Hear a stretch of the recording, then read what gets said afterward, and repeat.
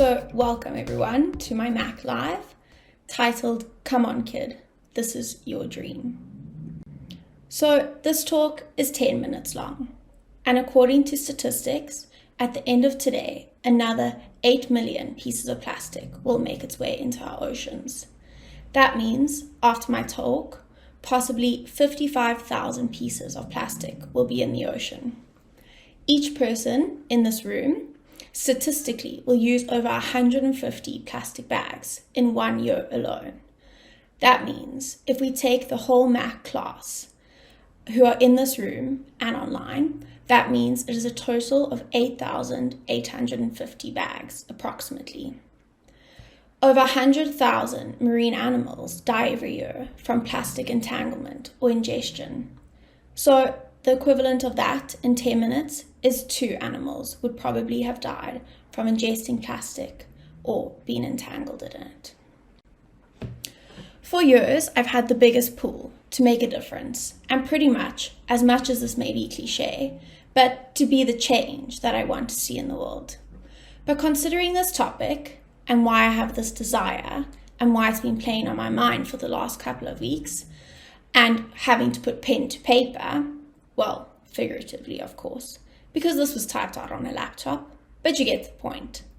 This is young little Sam, a real German girl who refused to speak English until she was forced to go to an English school. She grew up in a powerful female household where my mom was, and still is, the best and most inspiring woman around.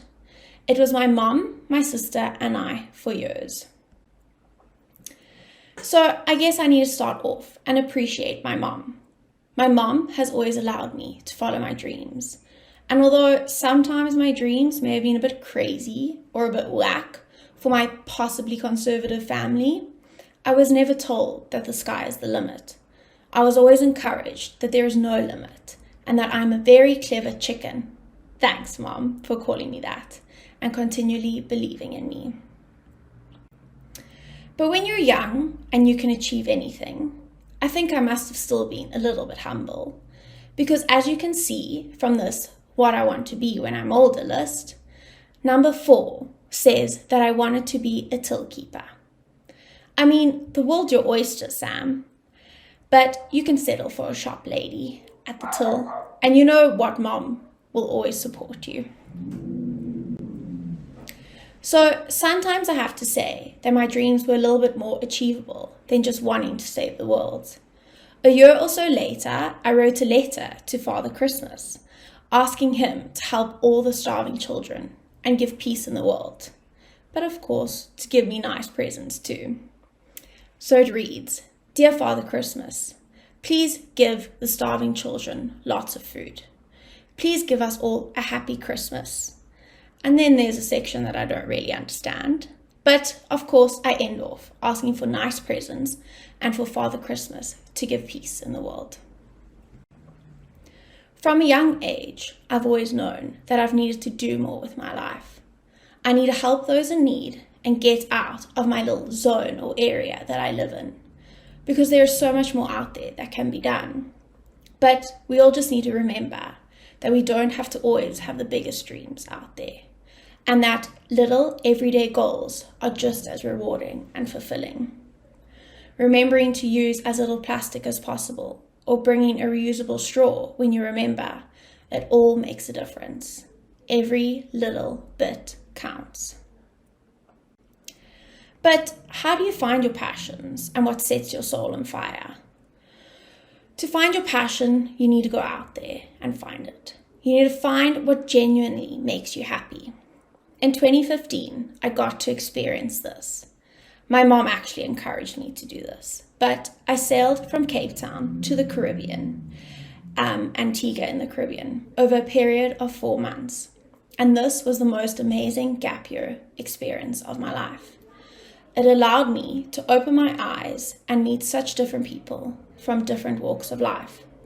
My world took a whole 180-degree turn, and I realized that there's so much beauty out there and so much we need to protect and cherish.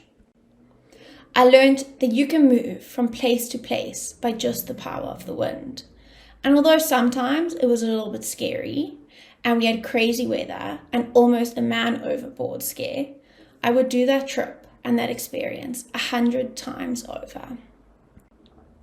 We got to go diving in the warmest of waters, see unbelievable remote islands and places that I would never have thought imagined.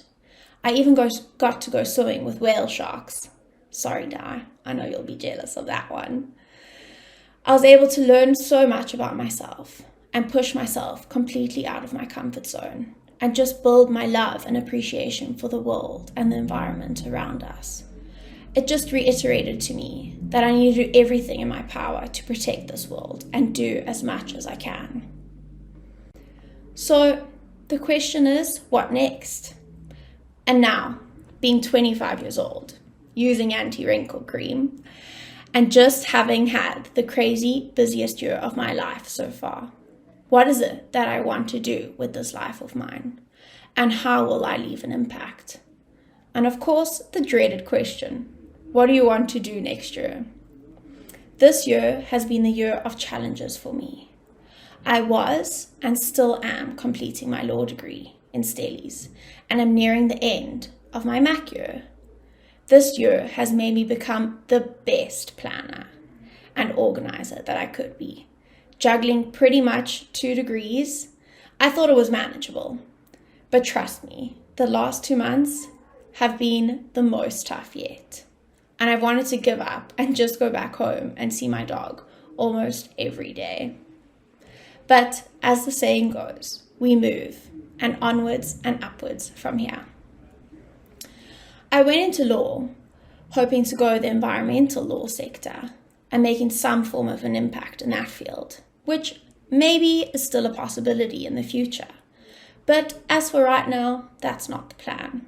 I'd be happy to be a professional dog walker at this stage. The last 6 years of studying has completely drained me.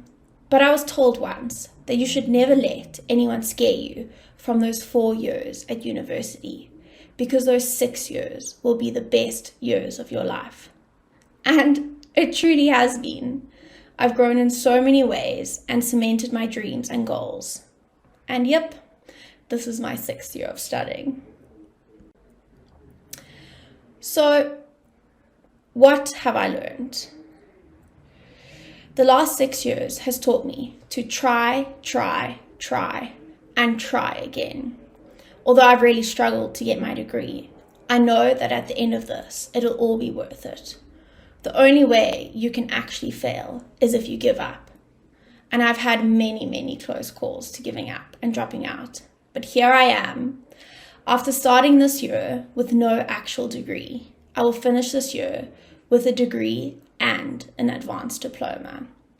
And that is why I've realized that one of the most important qualities to develop in life is determination. At some point, you have to put your foot down and say, I'm going to move in this new direction, and no person or situation is going to stop me. This brings it back to having a dream that you want to achieve and continually trying and never giving up until you make yourself proud. So therefore this and the future career or careers that young little Sam would have dreamt of. The Sam who wanted to feed the hungry children and the Sam who didn't even want to kill an ant because they have feelings too. This will all be for her. So that is why we all need to be our own favorite superhero. As Taylor mentioned, she also has a little mantra. When I was in 4th year of Stellies, I came up with my own little saying. I am smart, I am loved, and I will achieve great things. So Sam, go out there and achieve those goals. Make young Sam proud. And of course, make yourself and your family proud. Go and achieve those great things. So just wait. One day I will make a difference. But as for right now, the story is still untold.